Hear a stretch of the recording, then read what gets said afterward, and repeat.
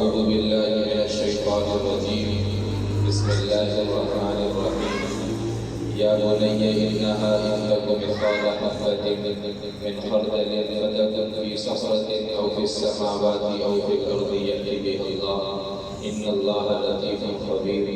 وقال النبي صلى الله عليه وسلم كل مولود يولد على فطرة الإسلام فأبواه أن يوحدانه أو ينصرانه أو يمجسانه أو كما قال صلی اللہ علیہ وسلم.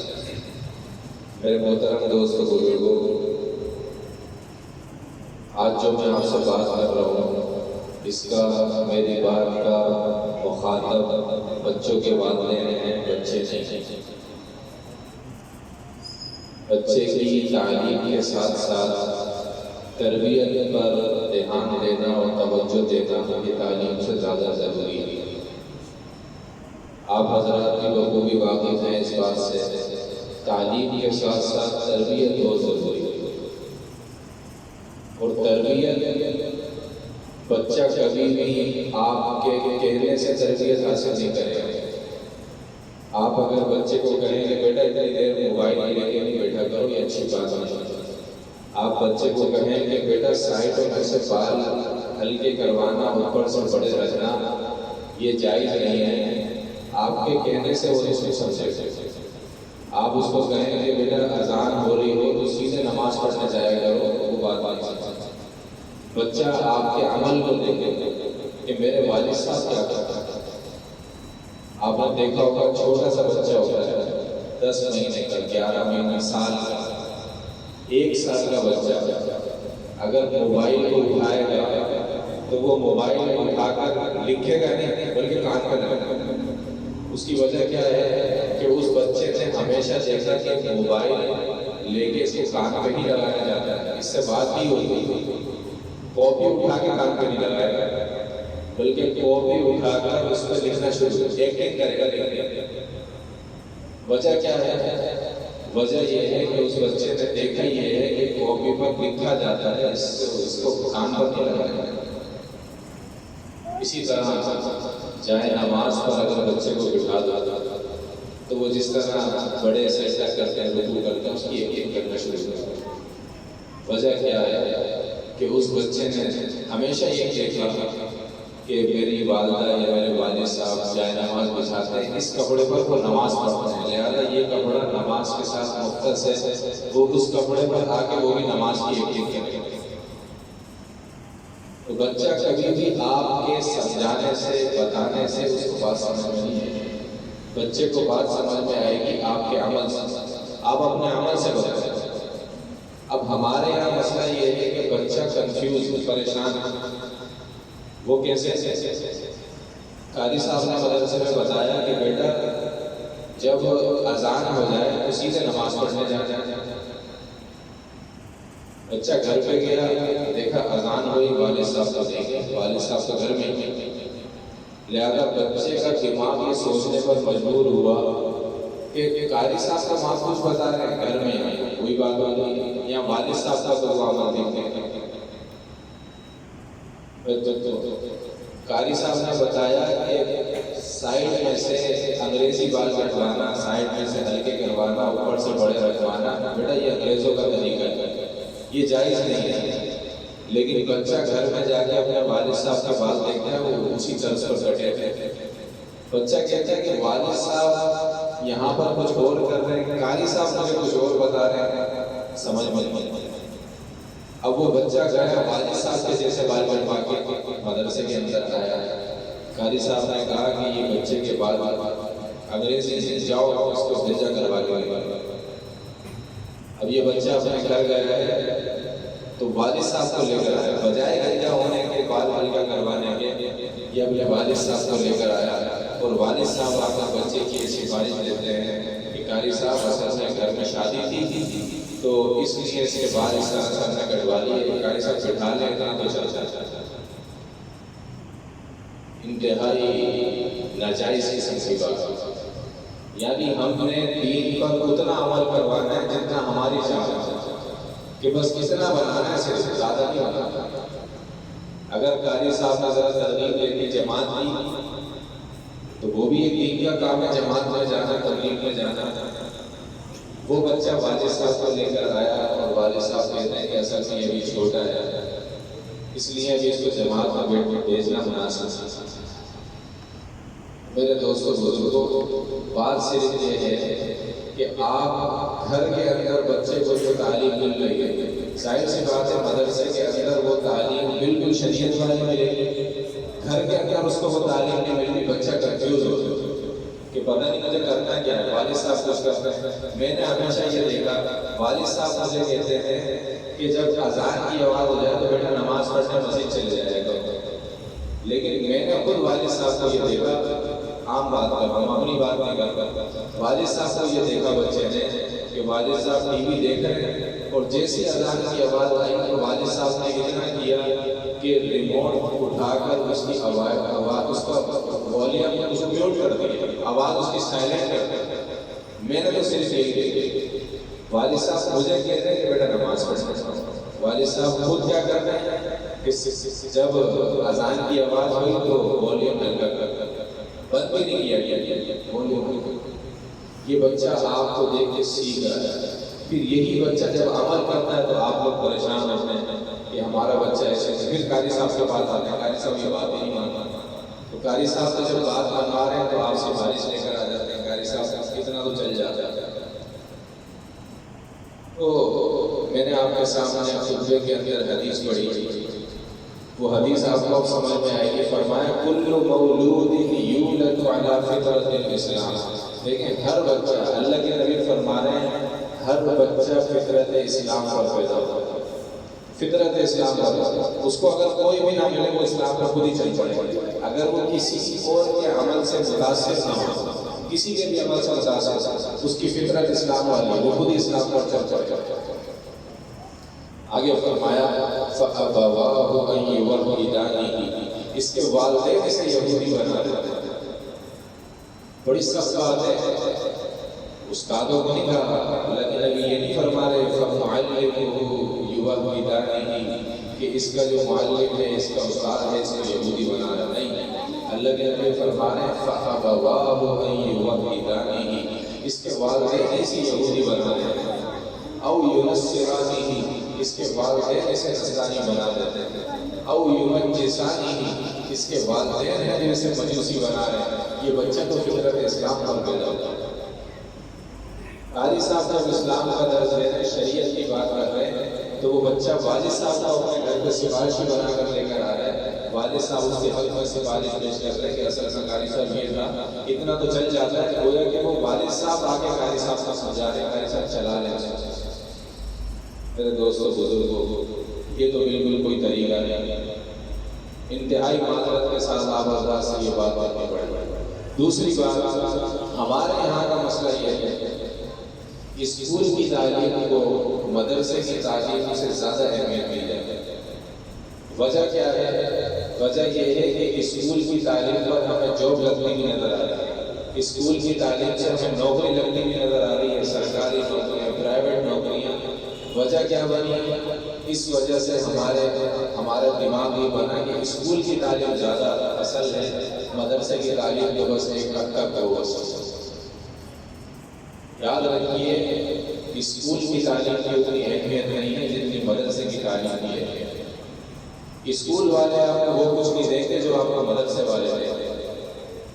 اسکول والوں کی وہ تعلیم ہے ہی نہیں۔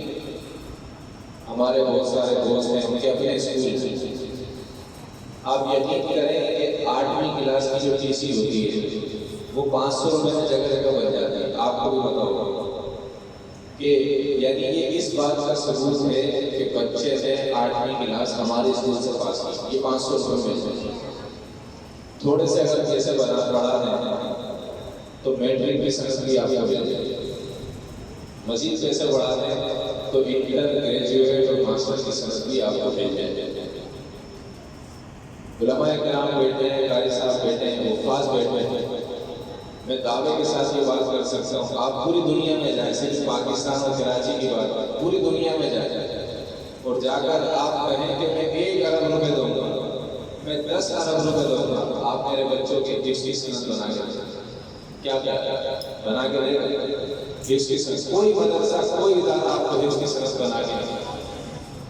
بچے کو قرآن حفظ کرا کے قاری صاحب نے محنت کر کے آپ کو وہ دیا ہے جو آپ کی سوچ بھی نہیں۔ حضرت امام ابو حنیفہ رحمۃ اللہ علیہ کا بچہ مدرسہ گیا اور سورہ فاتحہ پڑھ کے آیا، پہلا دن سورہ فاتحہ پڑھ کے آیا۔ امام ابو حنیفہ رحمۃ اللہ علیہ بہت بڑے تاجر تھے۔ ان کے بارے میں آتا ہے کہ کندھے میں جو رومال ہوتا تھا اس کی قیمت آج کے حساب سے 1 لاکھ روپے ہوتی۔ اتنے مالدار قسم سے آتے ہیں۔ اب 7 یا 8 اپنی کپڑے کی دکانیں، کپڑے کے بڑے تاجر، رات کو ساری دکانوں کا حساب کر رہے تھے۔ بچہ آیا، اس نے بتایا کہ قاری صاحب نے آج سورہ فاتحہ پڑھا، آپ سورہ فاتحہ یاد کر کے آئے۔ امام ابو حنیفہ رحمۃ اللہ علیہ کے بارے میں آتا ہے سارا حساب کا دکانوں کا، پروفٹ اور سیل دونوں اٹھا کے لے جا کے ٹھیلے میں بھر کے قاری صاحب کی جھولی میں لے جا کے ڈالا۔ قاری صاحب پریشان ہے کہ یہ اتنا سارا مال، اتنے سارے یہ اشیاء وجہ سے کہنے لگے کہ تم نے میرے بچے کو سورہ فاتحہ یاد کرایا، اتنی بڑی دولت ہے، تجھے اس کا اندازہ نہیں ہے، مجھے اس کا اندازہ ہے کہ تو نے کیا میرے بچے کو پڑھایا۔ اسکول کی تعلیم کی اہمیت مدرسے کی تعلیم، مدرسے کی تعلیم کی اہمیت اسکول کی تعلیم سے زیادہ ہے۔ ہمارے یہاں بڑی افسوس کے ساتھ کہنا پڑ رہا ہے کہ مدرسے بچے آتے ہیں مدرسے سے 2:30 بجے سے لے کے 4:30 بجے تک تمہاری نازلہ کی کلاس آتا ہے، اس میں بچہ 2:30 بجے نہیں بلکہ 3 بجے آیا۔ وجہ کیا ہے؟ بچے سے پوچھو تو بچہ بتاتا ہے کہ وجہ یہ ہے کہ میری اسکول سے دیر چھٹی ہوئی، پھر میں گھر آیا، کھانا کھایا، پھر میں منہ دھو کر یہاں پر آ گیا۔ اب یہ بچہ 2:30 بجے مدرسے کی ٹائمنگ تھی، 3 بجے آیا ہے، اس کے بعد 4:30 بجے اس کی چھٹی ہونی تھی، یہ 4 بجے کھڑا ہو گیا چھٹی مانگنے کے لیے۔ قاری صاحب مجھے چھٹی چاہیے۔ قاری صاحب کہتے ہیں کیوں؟ بچہ کہتا ہے قاری صاحب مجھے ٹیوشن اس لیے مجھے چھٹی چاہیے۔ ذرا سی دیر ہو جائے والد صاحب دروازے پہ آتے ہیں، قاری صاحب بچوں کو جلدی چھٹی دیا کریں، آپ کو پتہ نہیں ہے، آپ کے پاس تو کوئی کام ہوتا نہیں ہے، ہمارے بچے ٹیوشن جاتے ہیں۔ میرے دوستو، یہ مدرسے آپ کو وہ دیں گے جو آپ کو اسکول والے کبھی بھی نہیں دے سکتے۔ مدرسے کی تعلیم کی اہمیت اسکول کی تعلیم سے بہت زیادہ۔ آپ دیکھیں گورنمنٹ کے، سرکار کے اندر تعلیم اور میڈیکل کا باقاعدہ بجٹ مختص ہے، تعلیم کے لیے بجٹ مختص ہے کہ اتنا بجٹ جو پاکستان سے پورا جو کما رہے ہیں یہ تعلیم پر لگے گا اور یہ صحت پر لگے گا۔ اب ان دونوں اداروں کا ذرا جائزہ لیں۔ آپ کے گورنمنٹ اداروں کا، تعلیمی اداروں کا آپ کے سامنے کیا حال ہے؟ وہاں پر 2 شفٹیں لگتی ہیں، دن میں ایک الگ شفٹ ہوتی ہے، رات میں الگ شفٹ۔ آپ سب جانتے ہیں رات میں کیا کام ہوتے ہیں اور دن میں کیا کام ہوتے ہیں۔ آپ میں سے کوئی ہوگا کسی کا بچہ سرکاری اسکول میں پڑھتا ہو، سب کے بچے پرائیویٹ میں پڑھتے ہیں۔ وجہ کیا ہے کہ سرکاری اسکولوں کی جو صورتحال ہے ہمارے سامنے، پرائیویٹ اسکولوں کا جو حال ہے، پرائیویٹ اسکول ایسا لگتا ہے کہ بالکل ایک دکان کھول لی اور بس کمانے کے لیے ہی بیٹھے۔ جونیئر مونٹیسری اور سینئر مونٹیسری، پھر KG1، پھر KG2، پھر آگے شروع ہوگی پہلی کلاس۔ ایڈمیشن فیس ایسے اسکول بنے ہوئے 80,000 روپے کی ایڈمیشن فیس، 80,000 روپے منتھلی فیس، 10,000 روپے، 8,000 روپے ایک بچے کی۔ پھر اوپر سے کہ آپ نے یونیفارم بھی ہمارے یہاں سے خریدنا ہے، آپ نے جو بچے کا کورس ہے وہ ہمارے یہاں سے لینا ہے۔ ایک عام کاپی جو باہر 50 روپے کی ہوتی ہے، وہی کاپی پر اپنے اسکول کا مونوگرام لگایا، وہی کاپی اسکول سے آپ کو 300 روپے کی آسانی کے ساتھ لیتے اور آپ کو لینی بھی پڑے گی، کیونکہ شرط لگا دی کہ آپ نے یہیں سے۔ یونیفارم عام آپ سلوائیں گے 1,000 روپے کا سل جاتا ہے، 2,000 کا سل جاتا ہے، وہ خود سلوائیں گے، ان کے مدد ان کے اسکول کا مونوگرام لگا ہوگا، وہی یونیفارم آپ کو 5,000 کا دیں گے اور آپ کو لینا ہوگا۔ پھر اس کے باوجود وقتاً فوقتاً کسی بھی عنوان سے آپ سے پیسے منگواتے ہیں کہ بھائی آج مینگو ڈے ہے، آج اینیمل ڈے ہے، اور آج اورنج ڈے ہے، آج یلو ڈے ہے، فلاں ڈے ہے، آج ٹیچر ڈے ہے، آج پیرنٹس ڈے ہے، آج جو ہے فادر ڈے، آج مدر ڈے ہے۔ اس عنوان سے آج اتنے پیسے لے کر آنا ہے، آپ کی تصویر کھینچے گی، آج یہ کرنا ہے، آج یہ کرنا ہے۔ آپ کے سامنے یہ کوئی ڈگی چھوٹی بات نہیں، ساری صورتحال آپ کے ساتھ، اور والدین کو پیسے دے۔ ہم نے بھی مدرسے میں پڑھا، ہمارے مدارس کے اندر کبھی یلو ڈے نہیں منایا گیا، تو کیا مجھے نہیں پتا، مدرسے کے طلباء کو نہیں پتا کہ یہ پیلا رنگ ہے اور اس کو انگلش میں یلو کہتے ہیں؟ کیا مدرسے کے بچوں کو نہیں پتا کہ یہ اینیمل ہے، اس کو اونٹ کہتے ہیں، اور اس کو انگلش میں کیمل کہتے ہیں؟ اورنج کو جو ہے وہ ہمارے مدرسے کا بچہ بھی جانتا ہے کہ یہ اورنج ہے اور یہ اس کلر کا ہوتا ہے۔ ہم نے تو اپنے زمانے میں کبھی بھی نہ اورنج ڈے منایا نہ یلو ڈے منایا، یہ بلا وجہ کے چونچلے اس وجہ سے کہ صرف پیسہ لیتے ہیں، سیدھی دکان بنی ہوئی پیسہ لیتے ہیں، کسی بھی عنوان سے آپ سے پیسہ منگوا لیے، آج یعنی فیس جانی ہے، آج منتھلی ہے، آج فلاں ہے۔ آپ یقین کریں کہ مدرسے والے آپ سے 1 روپیہ بھی نہیں لیتے، کوئی پیسہ نہیں مانگا مدرسے والا، اور کبھی ایسا نہیں ہوا کہ مدرسے والوں نے کہا کہ بیٹا آپ کا تعاون نہیں آیا، آپ کی فیس نہیں آئی۔ فیس الحمدللہ ہمارے دائرے میں نہیں ہے، آپ کی فیس نہیں آئی ہے، آپ کے پیسے نہیں آئے، آپ جاؤ گھر سے لے کر آئے۔ لیکن آپ اپنے گھر میں اکثر یہ دیکھتے ہوں گے، ٹیچر کا فون آیا، آپ کے بچے کو 2 دن اضافی ہو گئے، آپ کے بچے کی فیس آپ فیس بھجوا دیں، 5 دن گزر گئے، بچے کو واپس کر دیتے ہیں، جاؤ بیٹا فیس لے کر آؤ۔ فیس آئے گی، پھر یہاں پر بیٹھو گے، وہ فیس پر ہی سارا دار و مدار۔ اس کے بعد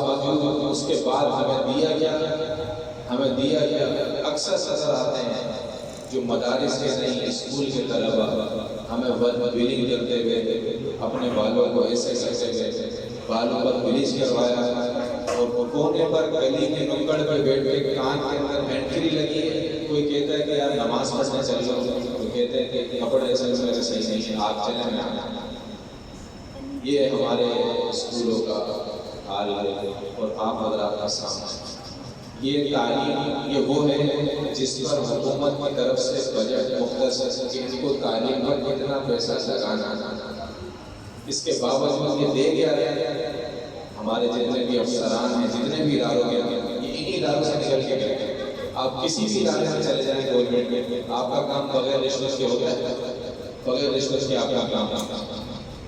ہمیں ایک گھر فائل اپنے نام کرانی تھی، ہم اس ادارے میں چلے گئے جہاں پر کوئی ادارہ یہ کام کرتا ہے، لے جا کے اپنے فائل سامنے رکھی کہ بھائی یہ میرے کاغذات ہیں، یہ فائل یہ گھر اپنے نام پر ٹرانسفر کروانا ہے۔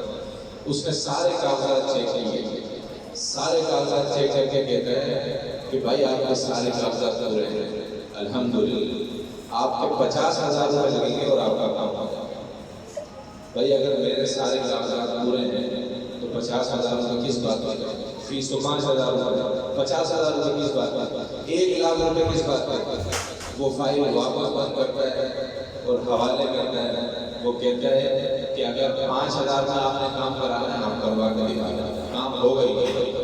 ایسے لوگ اٹھا دیے کہ وہ کام ہی نہیں ہونے۔ یہ کون سے اداروں سے نکل کے گئے؟ یہ آپ کے ہی اسکولوں سے نکل کے گئے، چاہے وہ سرکاری اسکول ہو یا پرائیویٹ۔ دوسری طرف اگر دیکھا جائے تو اعلیٰ تعلیم میں اتنی فیسیں لینے کے باوجود 80,000 1,00,000 روپے ایڈمیشن فیس، 10,000 روپے منتھلی فیس لینے کے بعد بھی اعلیٰ تعلیم آپ کے پاکستان میں موجود ہے ہی نہیں۔ اعلیٰ تعلیم کے لیے آپ کو برطانیہ کا رخ کرنا پڑے گا، آپ کو آسٹریلیا اور کینیڈا یونیورسٹی میں جانا پڑے گا، آپ کو اعلیٰ تعلیم یا میسر ہی۔ دوسری طرف اگر آپ اسپتالوں کا جائزہ لیں تو اسپتال کے اندر بھی گورنمنٹ اسپتالوں کا حال آپ کے سامنے۔ پرائیویٹ اسپتالوں کی اگر بات کی جائے تو زکوٰۃ بھی لے رہے ہیں، صدقہ فطر بھی لے رہے ہیں، لوگوں سے صدقات بھی لے رہے ہیں۔ اس کے بعد کوئی پیشنٹ اگر ان کے پاس آتا ہے تو وہ اس کو کہتے ہیں کہ بھائی آپ کا جو مسئلہ ہے یہ اتنا گمبھیر ہے، آپ کے اتنے پیسے لگے. ابھی کی بات ہے 1.5 مہینہ پہلے کی، یہاں کوسٹ گارڈ اور رنگی پہ موبائل اسنیچنگ میں میرا دوست تھا، اس کو مارا گیا، گولی ماری گئی. تقریباً 15 دن وہ کسی اسپتال میں، پرائیویٹ اسپتال میں. اس کے گھر والوں نے بتایا کہ ایک دن کے 70,000 روپے، 15 دن رہا ہے اور ایک دن کے 70,000 روپے. یہ پرائیویٹ اسپتال والے، اور یہی پرائیویٹ اسپتال والے آپ سے زکوٰۃ بھی لے لیں، آپ سے صدقات بھی لے لیں. سوال یہ پیدا ہوتا ہے کہ اگر زکوٰۃ بھی لینی ہے، پھر پیشنٹ سے اس کے علاج کا معاوضہ بھی لینا ہے، اس سے فیس بھی لینی ہے، تو پھر زکوٰۃ کس وقت کا فرض ہوگی؟ پھر مزید اس پر یہ کہ آپ کو اچھا علاج پاکستان میں میسر ہے، اس کے لیے بھی آپ کو باہر ہی جانا ہے. آپ دیکھتے نہیں ہیں اپنے سیاستدانوں کو، اچھا علاج لندن، کوئی کینیڈا، کوئی امریکہ، کس لیے بھائی علاج کروانا ہے. بھائی پاکستان میں آپ نے ایسے ادارے کیوں نہیں بنائے کہ یہاں پر اچھا علاج ہو سکتا؟ ایسا علاج نہیں. گویا جس پر سرکار نے پیسہ لگایا، اسپتالوں پر بجٹ میں ایک حصہ خاص کیا، اسکولوں پر، تعلیم پر، دونوں چیزیں اگر دیکھی جائیں تو آپ کے پاکستان میں اچھی سے اچھی میسر نہیں ہے، صرف جو ہے وہ ادنا والی آپ کے پاس میسر ہے. دوسری طرف آ جائیں، اگر ہم جائزہ لیں مدارس کا، تو آپ کے مدرسے میں 1947 میں آزاد ہوا تھا پاکستان، 75 سال ہوئے ہیں، اور تقریباً 1950 کے بعد یہ دارالعلوم کراچی کی بنیاد رکھی گئی. آپ دارالعلوم کراچی کے جا کے سڑکیں چیک کر لیں، وہاں کی عمارتیں چیک کریں، آپ کے سرکاری اسکولوں کی عمارتوں سے اچھی عمارتیں ہمارے دارالعلوم کراچی کی، اچھی سڑکیں آپ کے کراچی سے زیادہ سڑکیں اچھی، لاہور اسلام آباد سے اچھی سڑکیں دارالعلوم کراچی کی. یہ وہی پیسہ ہے، آپ حضرات کا ہی پیسہ ہے جو کہ انہوں نے اپنے سڑکوں پر لگایا، اپنی عمارتوں پر لگایا. 4,000 کے قریب طلبہ ہیں، ان سے فیس بھی لی جاتی ہے، بلکہ ہر مہینے ہر بچے کو 2,000 2,500 روپے وظیفہ دیا جاتا ہے. صبح اور شام کا 2 وقت کا کھانا دارالعلوم والے دے رہے ہیں فری میں، کوئی مطالبہ نہیں ہے. کبھی آپ نے نہیں دیکھا ہوگا کہ آپ کے پاس دارالعلوم کراچی سے فون آیا کہ بھائی ہمیں چندے کی ضرورت ہے. کبھی نہیں دیکھا کہ آپ کا دروازہ بجا اور آپ باہر نکلے ہیں تو کون کھڑا ہے دارالعلوم کراچی سے چندہ وصول کر رہے ہیں؟ کبھی نہیں. یہ ہمارے مدارس کے ساتھ اعلیٰ تعلیم اگر دیکھی جائے، اعلیٰ تعلیم حاصل کرنے کے لیے اسکول کی تعلیم ہو تو پاکستان سے جانا پڑتا ہے کینیڈا، آسٹریلیا، اور علماء کرام بیٹھے ہیں، میں ان کی موجودگی میں بات کر رہا ہوں. اعلیٰ تعلیم پوری دنیا سے اگر کوئی مدرسے کی حاصل کرنا چاہے گا تو اس کو پاکستان کا رخ کرنا پڑے گا، اس کو باہر ہندوستان کا رخ کرنا پڑے گا. ہمارا مدرسے کا نظام اتنا زبردست بنایا ہوا ہے. ہمارے مدرسے کے اندر دارالعلوم کراچی کے اندر آسٹریلیا، کینیڈا اور انڈونیشیا، ملائیشیا، دبئی کے ہماری کلاس میں امریکہ کے 5 طلبہ ہمارے ساتھ ہمارے ساتھ پڑھے. آسٹریلیا کے یہ یہاں پر ادارہ بنا ہے سائٹ ایریا کے اندر، جامعہ وکٹوریہ عالمیہ، جا کے مولانا غلام رسول صاحب ایڈمنسٹریٹر، مفتی نعیم صاحب کا جو مدرسہ ہے، وہاں پر خاص جو باہر کے جو ممالک کے جو طلبہ ہیں ان کو خاص الگ سے پروٹوکول دیا جائے. اور 2 سال پہلے کی بات ہے، آپ یقین کریں کہ 2 سال پہلے ایک افریقہ کی ایک ریاست کی، وہاں کے صدر کا بیٹا یہاں سے عالی پر کورس کر کے گیا. جس دن اس کی دستار بندی ہوئی ہے اس دن اس نے بتایا کہ میں افریقہ کی فلاں ریاست کے صدر کا بیٹا ہوں. جب یہاں سے وہ گیا ہے کراچی ایئرپورٹ پر، اس کو جہاز پرائیویٹ لینے آیا تھا، وہاں اس کا استقبال ہوا، فوجی دستے سے اس کو سلامی پیش کی. وہ اعلیٰ تعلیم کے لیے پاکستان آیا، وہ آسٹریلیا نہیں گیا، UK نہیں گیا، امریکہ نہیں گیا، وہ آپ کو پاکستان. بہترین تقریب آپ کو پاکستان میں ملے گی.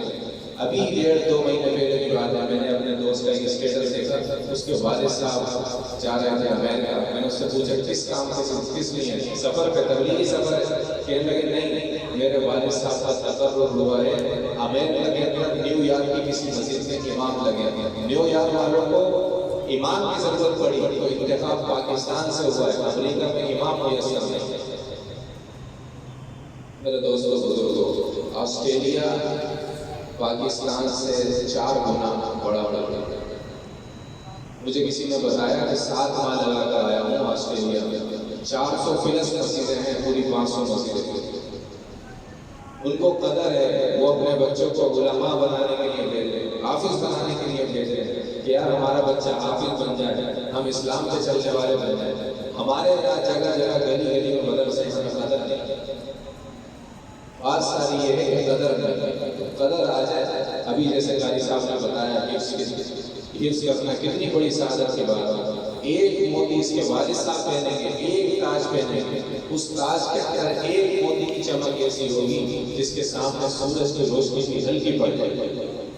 یہ کم سعادت ہے، یہ کوئی کم فضیلت ہے حفظ والوں کی۔ اللہ کے نبی نے ارشاد فرمایا، اللہ کے نبی نے ارشاد فرمایا حافظ قرآن کے لیے ان فی الجنۃ نہرا، جنت میں ایک نہر ہے، اسمہ ریان، اس کا نام ریان ہے، علیہ مدینۃ من مرجان، اس پر مرجان کا ایک شہر بنا ہوا ہے۔ مرجان بڑی قیمتی دھات ہے، قرآن میں آیا کأنہم الیاقوت والمرجان، بڑی قیمتی دھات ہے۔ فرمایا ان فی الجنۃ نہرا، جنت میں ایک نہر ہے، اسمہ ریان، اس کا نام ریان ہے، علیہ مدینۃ من مرجان، اس نہر کے اوپر مرجان سے بنا ہوا ایک شہر بنا ہوا ہے، لہا 70,000 باب، اس شہر کے 70,000 دروازے ہیں۔ یہ دروازے کس چیز کے؟ لکڑی کے نہیں، لوہے کے، سریے کے، کس چیز کے دروازے؟ فرمایا من ذهب و فضہ، یہ دروازے سونے اور چاندی کے ہیں۔ یہ کس کے لیے ہیں؟ سوال کیا کس کے لیے؟ اللہ کے رسول فرمایا لحامل قرآن، حافظ قرآن کے لیے، عام بندے کے لیے نہیں ہے، ڈاکٹر صاحب کے لیے نہیں ہے، وکیل صاحب کے لیے نہیں ہے، جج کے لیے نہیں ہے، یہ کس کے لیے ہے بھائی؟ حافظ قرآن کے لیے۔ اتنا بڑا اعزاز اللہ نے پورا شہر دیا ہے۔ حدیث کے اندر آتا ہے ایک حافظ قرآن، ایک ادنا جنت، جو جنت میں جائے گا۔ حافظ قرآن کا بہت اونچی چیز ہے۔ فرمایا کہ اس کے دائیں طرف 70,000 خادم ہوں گے، عن یمینہا 70,000 خادم، یہ حدیث کے الفاظ، اس کے دائیں طرف 70,000 خادم ہوں گے، وعن یسارہا مثل ذلک، اس کے بائیں طرف بھی 70,000 خادم ہوں گے، اس کے آگے بھی ہوں گے، پیچھے بھی ہوں گے، فرشتے اس کے پیروں کے نیچے اپنے پر بچھائیں گے، اور یہ پروٹوکول کے اندر جائے۔ یہ حافظ قرآن آ قیامت کے دن اعلان ہوگا، کہاں ہے بھائی؟ این الحفاظ، این الائمہ، این القراء، این المؤذنین، کہاں ہے بھائی مؤذن صاحب؟ کہاں ہے مسجد کے امام صاحب؟ کہاں ہیں علماء کرام؟ تشریف لے آئیں، ان کے لیے ممبر لگائے جائیں گے۔ حدیث کے اندر آتا ہے کہ ان کے لیے جو ممبر ہوں گے نبیوں کے ساتھ لگے ہوں گے۔ فرق صرف اتنا ہوگا کہ نبیوں کے ممبر پر نبوت کی مہر لگی ہوگی، اور حفاظ، قراء، علماء، ائمہ، مؤذنین، ان کے جو ممبر ہوں گے اس پر مہر نہیں ہوگی، باقی انہی جیسے ممبر پر۔ اللہ کے نبی نے ارشاد فرمایا میری امت کے علماء ایسے ہیں جیسے بنی اسرائیل کے نبی ہوئے۔ میری امت کے علماء کی دعا اسی طرح قبول ہوتی ہے جیسے بنی اسرائیل کے نبیوں کی دعائیں قبول ہوتی ہیں۔ تو میرے دوستوں بزرگوں، اعلیٰ تعلیم مدرسے کی حاصل کرنے پاکستان کے اندر علماء نے ایسا نظام بنایا، ایسا مدارس کا جال بچھایا۔ اس سال کی بات کر رہا ہوں، اس سال رجب کے مہینے میں جو مدرسے کے بچوں نے، جو طلبہ نے حفظ قرآن کا امتحان دیا ہے، جو مدارس نے اس قوم کو حافظ بنا کر بچے دیے ہیں، 83,000 کچھ طلبہ ہیں جو اس سال ان کی فراغت ہے۔ یہ وہ طلبہ ہیں جنہوں نے باقاعدہ حفظ کا امتحان دیا ہے، جو کہ رجسٹرڈ۔ کچھ ایسے بھی ہیں مدارس جو کہ وفاق سے رجسٹرڈ نہیں ہیں، جو کہ ملحق نہیں ہے وفاق سے۔ کچھ ایسے ہیں جو کہ قاری صاحب کی سطح پر جنہوں نے حفظ کر لیا، وہ الگ ہیں۔ یہ 83,000 کچھ یہ الگ ہیں، یہ مدارس نے اس قوم کو دیے ہیں ہدیے کے، بغیر آپ سے کوئی پیسہ لیے، یہ مدرسے والوں نے آپ کو دیا۔ کوئی زبردست حافظ قرآن کمپیوٹر آپ کو پاکستان میں ملے گا، آپ کو خطیب، زبردست خطیب پوری دنیا میں نہیں، پاکستان میں آپ کو ملے گا۔ بہترین مفسر پاکستان میں ملیں گے، زبردست محدث پاکستان میں ملیں گے، اور سب سے بڑی بات پوری دنیا کے اندر جو سب سے بڑا اسلام کے اندر جو ایک عہدہ ہے وہ شیخ الاسلام کا ہے۔ وہ شیخ الاسلام بھی آپ کے پاکستان کے ہیں، بلکہ پاکستان کے نہیں، آپ کے کراچی کے، اور کراچی کے اندر بھی آپ کے فرنگی اور لانڈی کے اندر دارالعلوم کراچی کے حضرت شیخ الاسلام مفتی تقی عثمانی صاحب دامت برکاتہ ہمارے استاد ہیں، یہی آپ کے قریب یہ شیخ الاسلام، یہ آپ کو مدارس آپ کو اسکول والوں نے کیا دیا، جس کی طرف آپ کی اہمیت ہے کہ آپ کا بچہ آدھا گھنٹہ پہلے جا رہا ہے، وہ پڑھ مقصد کیا ہے کہ اس اسکول سے جب فارغ ہوں گے تو ہمیں اچھی نوکری ملے، ہم ایک اچھے سرکار کا نوکر بنے یا کوئی ہماری پرائیویٹ جاب اچھی سی لگے۔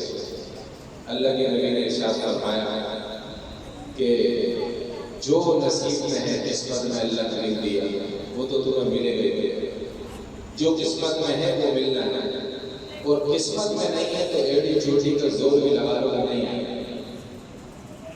اتنے ہی آتے ہیں میرے پاس کہ حضرت پتہ نہیں کیا مسئلہ ہے، دکان بھی کھول لیں، محنت بھی کر رہے ہیں، لیکن اس کے باوجود فائدہ نہیں ہو رہا، مال آ نہیں رہا، وجہ کیا ہے؟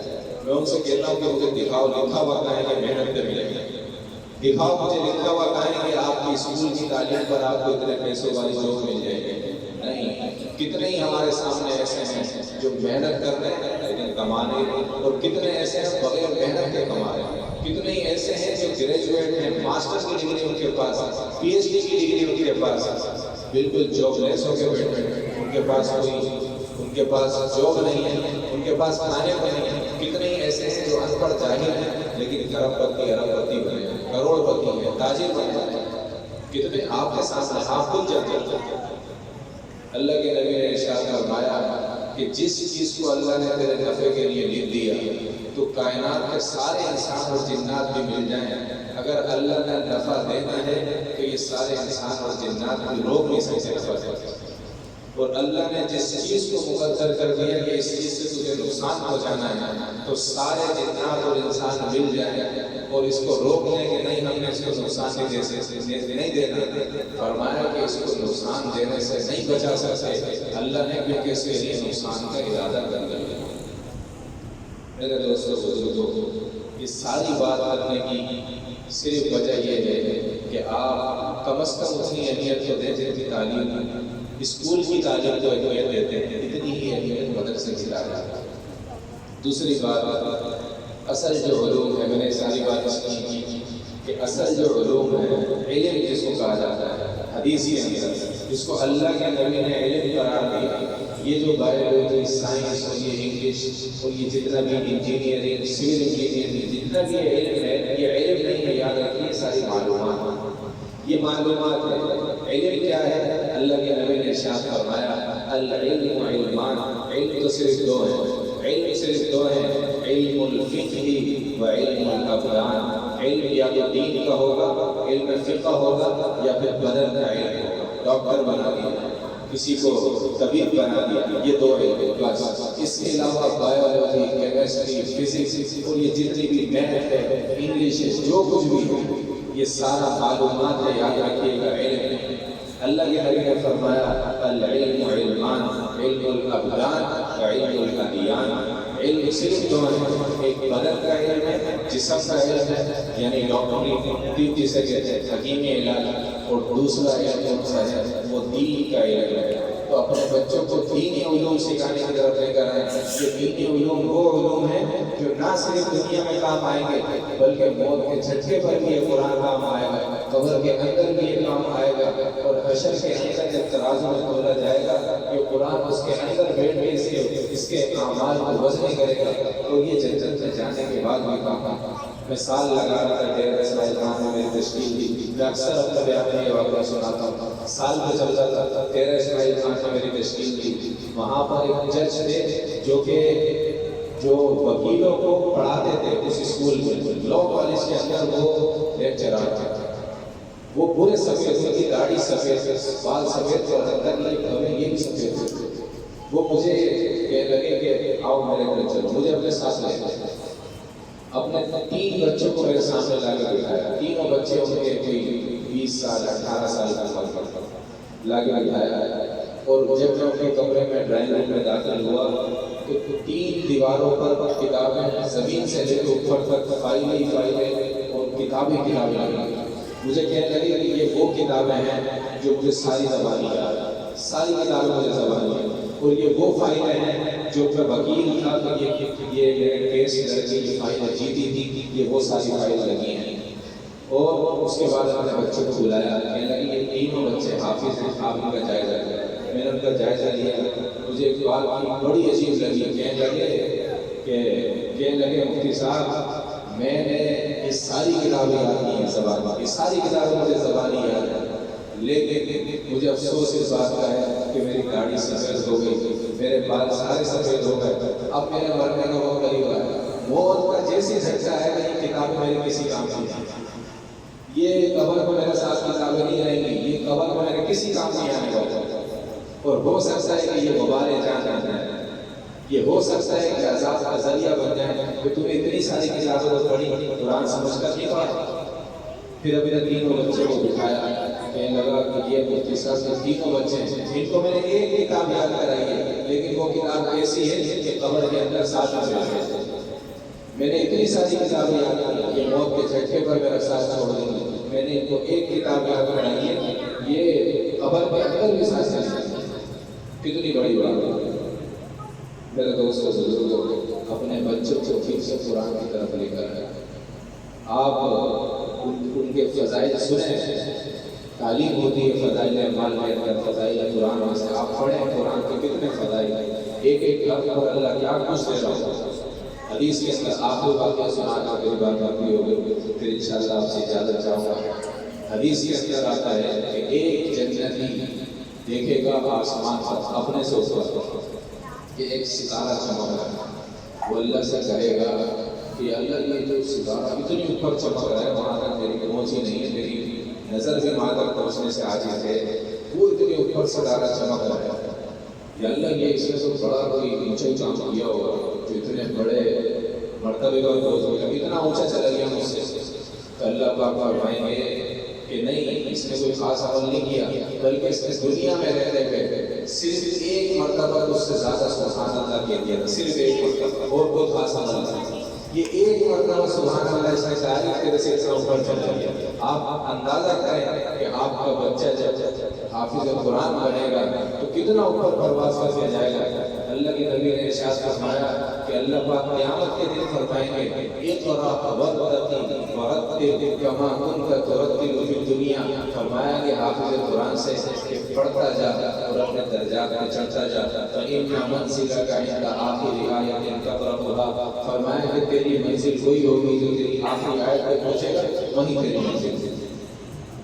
میرے دوستوں بزرگوں، بات لمبی ہو گئی، تقریباً ساری بات آپ کا سامنے آ گیا، خلاصہ میری بات کا یہ ہے کہ حدیث میں نے شروع میں پڑھی تھی، فرمایا کہ کل مولود یولد علی فطرت الاسلام، ہر بچہ فطرت اسلام پر پیدا ہوتا ہے، فابواہ یحودانہ، اس کے والدین اسے یہودی بنا دیتے ہیں، او ینصرانہ، اس کے والدین اسے نصرانی بنا دیتے ہیں، او یمجسانہ، اس کے والدین اسے مجوسی بنا دیتے ہیں۔ لہذا آپ کے اوپر سب سے پہلے یہ فرض عائد ہوتا ہے کہ اپنے بچے کی صحیح تربیت کریں۔ دوسری بات میں نے حدیث سے کہی کہ علم صرف دو ہیں جن پر علم کا اطلاق ہوتا ہے، فرمایا العلم علمان، علم الادیان و علم الابدان، علم صرف دو ہیں، ایک دین کا علم ہے اور ایک بدن کا علم ہے، یہ دو علم حاصل کریں، یہ دو علوم آپ کو مرنے کے بعد بھی کام آئیں گے، یہ آپ کے نسل سجادیہ بنیں گے۔ اللہ رب العزت جو باتیں میں نے کہیں، مجھے خود کو بھی